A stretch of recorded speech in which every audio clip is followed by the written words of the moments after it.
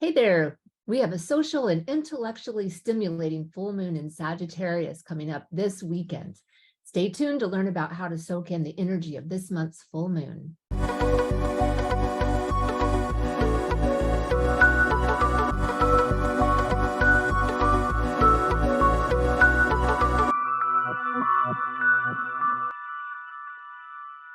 I'm Lori Barnes, the astrologer who helps people find their true calling. Welcome to my video for the full moon in Sag. This month, the full moon's energy is infused with the energy of Sagittarius, a fire sign. It's a dynamic kind of energy that wants to experience life for the sake of experiencing. Sagittarius thrives on a sense of adventure. It is the sign connected with philosophy, higher learning, and personal growth. This is the type of energy that can't be bottled or contained or directed. Sagittarius is free-flowing, fun, and carefree energy. The full moon takes place this weekend on Saturday or Sunday, depending on where you live, either on June 3rd or June 4th. If you're on the west coast of the United States, it'll be at 8:42 p.m. on the west coast if you're in the United States, and it'll be 11:42 p.m. on the East Coast if you're in the US, and if you're in Rome, Italy, like me, it'll be at 5:42 a.m. on Sunday. And this full moon will be at 13 degrees of Sagittarius. So a full moon always means that the sun and the moon are in opposite signs. Gemini is the sign opposite of Sagittarius. Gemini is the sign that the sun is traveling through right now. It's the light of the sun that reflects off the moon. So we have the synergy of the Gemini sun and the Sagittarius moon beaming down to us through these two signs for the energy of the full moon. The sign of Gemini is about communication, socializing, and curiosity. Gemini loves to chat with pretty much anyone that will engage in conversation with them. People who have prominent Gemini features, like their sun or moon or ascendant in Gemini, are often known for having conversational gifts. They have clever comebacks and they have a thirst for learning. The sign of Gemini is a social and communicative sign, and Sagittarius is a social and fiery sign that never runs out of interesting things to pursue. So this once a year full moon with Gemini and Sagittarius is sure to be dynamic and social. Make plans with your friends, try out something you've always wanted to do, take a course, write a course, get out and experience something, do something that makes you feel alive, something that gets your enthusiasm going, like you're all pumped up and can't wait to go do whatever it is that you're going to do this weekend. Under the Sagittarius full moon, make enjoying the moment center stage. So this kind of energy is about engaging in activities that bring you joy and laughter, and also have a sense of adventure and, do the things that you do just because you love to do them, not for the outcome. It's a good time to indulge in social gatherings, whether it's with friends, family, your loved ones, even your colleagues. If you enjoy your colleagues and you have tons of fun, get together, hang out, do things with people where you have the most fun. The Gemini sun is energizing this Sagittarius full moon, and this amplifies the intellectual realm. It activates the Gemini and Sagittarius houses in your astrology chart. So if you know where those are, pay special attention to the people, topics, and events that have to do with those signs. But don't worry if you don't know. Just pay attention to where you find that you're more social, you're more intellectually stimulated, your mind is stimulated, you have lots of thoughts and ideas and creative ideas. And let yourself kind of drift towards those things. Do those things that are most exciting and adventurous and that you kind of are dreaming up already. Probably right now, as you're watching this video, you already have some exciting things that maybe you've been thinking about wanting to do. And this weekend is a great time to do anything that's mentally stimulating, that has some adventure to it, and with people that you really enjoy hanging out with. It can also be a good time to stay in and write and create. But there is such a social and adventurous quality that I would say, even if you do want to spend some of your time indoors writing, thinking, creating, to take some time and go out and do things with other people that may even stimulate your mind further for whatever it is that's coming up for you right now. You want to embrace this opportunity to engage in conversations and explore new ideas, expand your horizons, let the flame of mental stimulation infuse what it is that you're doing during this full moon phase. It's really an exciting time. So let's talk about how to navigate the planetary aspects of this upcoming full moon. The dynamic and social Sagittarius full moon calls for maturity, self-awareness, and prudent energy management. Why? Because the sun and the moon both have a square aspect with Saturn. Saturn reminds us to have some sort of balance between our social indulgence and self-discipline. So what does that mean? Well, there's all this dynamic, fun, energy, social, go out, do things. And at the same time, Saturn's there in the middle, kind of going like, yeah, but pace yourself, be responsible, have some self-discipline, because if you're not careful, you can overdo it, push yourself past your limits, where then you're so exhausted that you can't even partake in all the fun and the social activities that are there waiting for you. So definitely pace yourself and have some prudence around all this fun, kind of like let that help you manage this dynamic energy. There's also these energizing sextiles between Mars and the sun and Mars and the moon, because so with Mars in this place, it can help really invigorate your mind and your body. And this is kind of adding to that temptation or the ability to overdo something. You may feel like you have all the energy in the world. You can like do it all, and you have like 20 things on your list, and you're sure you're going to do them all and still have time to do something else. And then you get to the 10th thing and you're like exhausted and depleted and done. So do be careful about pacing yourself and overdoing it. Remember Saturn's presence and that it's reminding you to pace yourself and avoid overindulgence, because if you don't, you may have to cut some of your fun short due to exhaustion. So the good thing is that this is a fading aspect, and thankfully it should pass fairly quickly. Now, keeping this in mind, as we move along to the next aspect, which is Mars square Jupiter. Now with Mars square Jupiter, you may get spurts of increased energy or have like nervous energy, just kind of like feeling like your body's got to move. And it can make it more difficult for you to pace yourself and manage your energy reserves. So just again, pace yourself. That might be the mantra for this weekend, is like, go do all the fun stuff you want to do, but definitely pace yourself and make sure that you're not pushing yourself so far or letting yourself like kind of use up all of your energy, and it's only like 3 o'clock in the afternoon and you still have a whole fun evening in front of you, but you're so tired that you can't do it. So anyway, I think I've hit that concept home. So moving on, you do want to be mindful of your words and how you respond to other people's words, as Mars squares Jupiter, Mercury, and Uranus, all in the sign of Taurus. With Uranus and Mercury together in a conjunction, so they're very close to each other in the sign of Taurus, you may be surprised about what comes out of your own mouth or out of other people's mouths. So just be aware of that and how you respond and react and what you say. And don't be surprised if there's some intriguing news stories that come out around the full moon. The other way this can show up is hyperactivity or becoming irritable or agitated more quickly than usual. And with other people, it's best to exercise caution as you're speaking and choose kindness in your communication and with your words. So I say, use the saying that I was always taught by my mom, that if you don't have anything nice to say, then say nothing at all. If you can, try to watch what you say. The Mercury retrograde that just ended last month was also in the sign of Taurus. So you may be pushing new projects forward again. I hope you are, because this is a good time to do that. This full moon gives us a dynamic energy boost to make a large jump forward on something. Stay open to unexpected surprises. And if something new and interesting comes around for you, give it a try. You may enjoy it more than you think. And you're going to pace yourself while you're doing that. Some dreamy possibilities may show up over the weekend. We have Venus and Neptune forming a harmonious trine. This invites you to indulge in the realm of dreams, love, creativity, explore activities and experiences that evoke a sense of enchantment and bliss.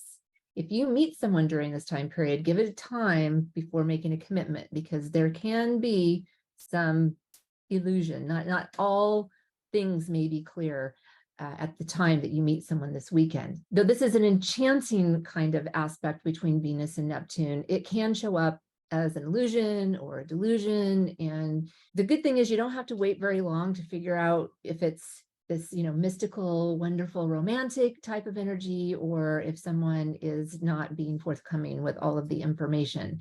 And that you don't have to wait very long to figure that out, because Venus is going to keep moving. It's at the very end of Cancer, and it's going to move into Leo. It'll change signs on June the 5th. That's just like a day or two after the full moon.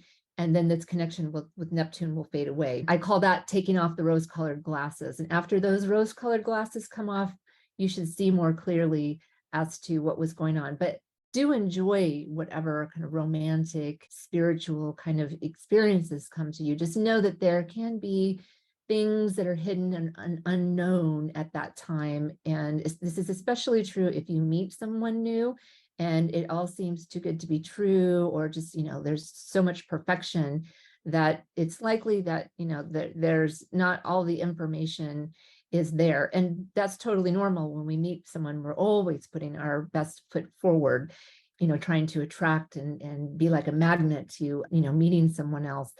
It doesn't mean that it's bad. It doesn't mean that terrible things are going to happen. It's just to be aware that you're probably not going to get all the information at the time of a new meeting this weekend, or a new project, and a new, whatever. It doesn't have to be someone new in your life, and it doesn't have to be romantic. It can be any kind of partnership that has some creative tangent to it. So I would say just give it some time, let Venus move on, and then whatever that was unclear will hopefully become more clear fairly quickly. This Venus and Neptune trine makes for romantic date nights and heightened enjoyment of artistic things like music, dancing, going to an art gallery, whatever artsy things you enjoy. That would be a really nice thing to do, especially as a date night. The last planetary connection that I wanted to mention is between Jupiter and Saturn.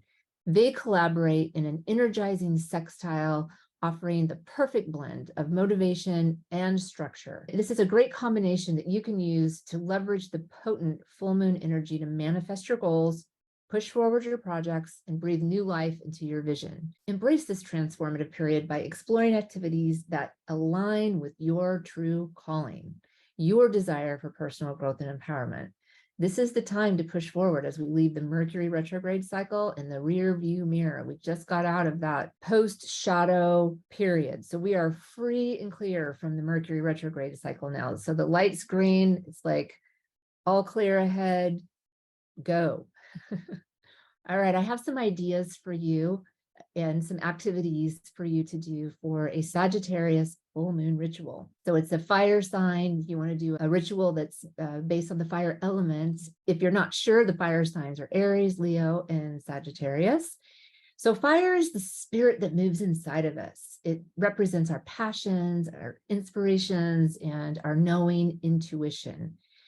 The fire releasing ritual puts the focus on releasing anything that stands in your way to find your passion, your inspiration, your intuition. I'm going to tell you the steps for doing this ritual. So it does involve burning a piece of paper. So do make sure that you have a safe place where you can start a little fire and burn a piece of paper. So you want to do that. You want to get your fire burning. So, whether you're doing it inside with a candle, or you're lighting your fireplace, or outside with a fire pit or a grill, go ahead and get that going. Now for the ritual, what I want you to think about is what obstacles are in your path to well-being, or, your true calling. What is it in your way?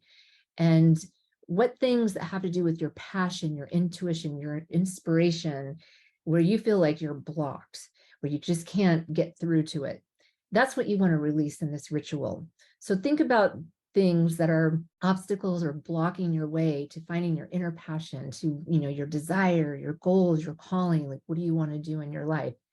And if you can be specific, then start writing down those specific things.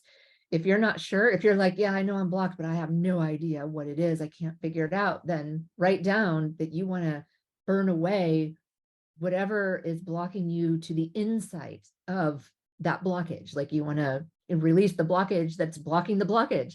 Like it can be that simple. It really depends on your situation. If you know exactly what you want to burn away, great, write it down. If you don't know what you want to burn away, that's fine. Write down you want to burn away what you don't know needs to be burned away so that you can have more access to your passion, your inspiration, and your true calling. So now that you've figured out what you're going to put on your piece of paper, you've got it all written down. You've written as much as you want. There's no limit or maximum. You just, write down what you want. It can be on a tiny piece of paper or a really big piece of paper, whatever you want. So now what I want you to do is focus on your breathing, find a comfortable spot near the fire and making sure that your fire is safe, and just kind of breathe in and out. If you do yoga, meditation, pranayama, any kind of breathing exercises, use what you are accustomed to using. If you have never done breathing exercises, just kind of in through your nose, out through your mouth, kind of calm your body, take some deep breaths, and on an exhale, you want to release. And what you're going to do when you're exhaling is you're going to exhale and put your piece of paper in the fire. And, again, be very careful. You don't want your piece of paper to be on fire and fall on the ground and, start a fire. So, but you want to breathe through it and you want to burn it during the exhale. Just let it go. Watch it, watch the paper burn up, visualize your obstacles burning up and disappearing. Keep breathing. And then on your inhale, visualize a healthy replacement, a replacement that you desire. Imagine that happening for you in your inner eye. This is replacing what you're releasing, and just kind of hold on to that vision. Hold on to it as long as you want. Let that imprint on you so that you can reflect back on it as you move through the next few weeks. Then come up with a mantra that you can use to reinforce your new visualization. And, it can be something simple like, I'm moving on. I can do this. I deserve the best. I am taking care of myself. Think about some of the words that would help you, that are very kind of supportive and inspiring for you to manifest this releasing of obstacles, this full moon fire ritual. And that's it. That's the ritual. That's how you do it. If you want a written version of how to do this ritual, you can definitely get that by signing up for my email newsletter, because I send that out with each full moon, the full moon releasing rituals. And then when the new moon comes, I send those out as well. Now, here's some other ideas of what you can do under the full moon. Prioritize socializing and immerse yourself in activities where you can enjoy the experience rather than focusing on the outcome. So that's the key part. Do something where it's like you're enjoying the moments of that activity. Organize or attend a party, bring people together that you enjoy hanging out with. Sagittarius has to do with horses. So if you can ride one, see one, watch a film about one, you may want to go and do something horse related. Visit cultural places that offer insights into different traditions that can expand your horizons and help you learn about different cultures. That's a very Sagittarius thing to do. So that can be really fun. That could be like going to a museum or planning a trip somewhere far away to those different cultures. Put your energy into printing, writing, or publishing projects, because this particular full moon highlights creativity and inspiration, and especially as it has to do with, your mental realm. So that's reading, writing, anything that has to do with, writing a book, publishing. We could extend that to blogs and social media and anything where you're kind of like sharing a message. That would be very highlighted under this full moon. Another Sagittarian thing to do is seek out guidance or support from a mentor, a coach, or a counselor. They can help you navigate like a transformational experience. Sagittarius has to do, and Gemini, both Sagittarius and Gemini have to do with teaching, learning, education, wisdom, growing your mind, building your mental database of facts. That's a more Gemini thing, and growing your mind is a more Sagittarian thing, and wisdom and clarity and all these things are related to these two signs. So anything that has to do with those things would be, I think, highly enjoyable this weekend. Now, I did just mention this before, but I think it's worth mentioning again to plan a trip somewhere that you've never been, but always wanted to go. And especially if that's far away or a different culture, or where people live in a way that's more different. Maybe it's a place that has a completely different weather scheme. Going to the other hemisphere, if you live in the northern hemisphere, you go to the southern hemisphere, and experience winter in summer, or experience summer in winter. Those are just, some ideas of some things to think about. My last recommendation is to get your astrology chart read, because astrology is so interesting, and you're here watching about astrology, so you're interested in it, and astrologers can really help you get a better understanding of your chart, which can help you grow and learn so much more about yourself. We all have Sagittarius somewhere in our chart, so you're going to get the most out of astrology by being aware of what your rising sign is and where the different signs fall in your chart. Now, you can get a free copy of your chart online. There's many free generators out there, like astro.com or astro-seek.com. So choose one, punch in your birthday, your birth time, and the location where you were born, and you can get a free copy of your chart and then learn even more about how to apply what you're learning about astrology from me today and from all of the other videos that you can watch about astrology. This is going to help you get a better idea of what people, topics, or events are activated in your chart, because then you can look at the houses, and that's going to give you that information. And I do that in my practice. My practice is about helping people find their calling using the insight of astrology. You can book an appointment with me at Lori Barnes Astrology, and I will put a link below for you to find me. All right, so let's wrap up this month's full moon video with a quick summary and a quote. Just to wrap up, summarize what we've talked about today, the Sagittarius full moon presents an opening for socializing, mental stimulation, connecting with others. You can enjoy a little romance. You want to mind the words coming out of your mouth and how you react to communications from others. You want to pace yourself, because there's a lot of energy that's coming up this weekend, but there's also Saturn asking us to pace ourselves so that we have enough energy to make it through the whole weekend. Under this full moon, you may be inspired to embrace adventure, discover wisdom, and transform your life. Here's our parting quote: "The journey between what you once were and who you are now becoming is where the dance of life really takes place." I love that. That's so Sag Gemini. Okay, so contact me if you are seeking your true calling and you're having trouble finding it, or you aren't sure how to go about getting started. I'd be happy to help you. If you enjoyed this video, please hit the like button below and subscribe to my channel. Have a social and transformative full moon, and I'll see you next time for the Gemini new moon. That'll happen in mid-June. Ciao.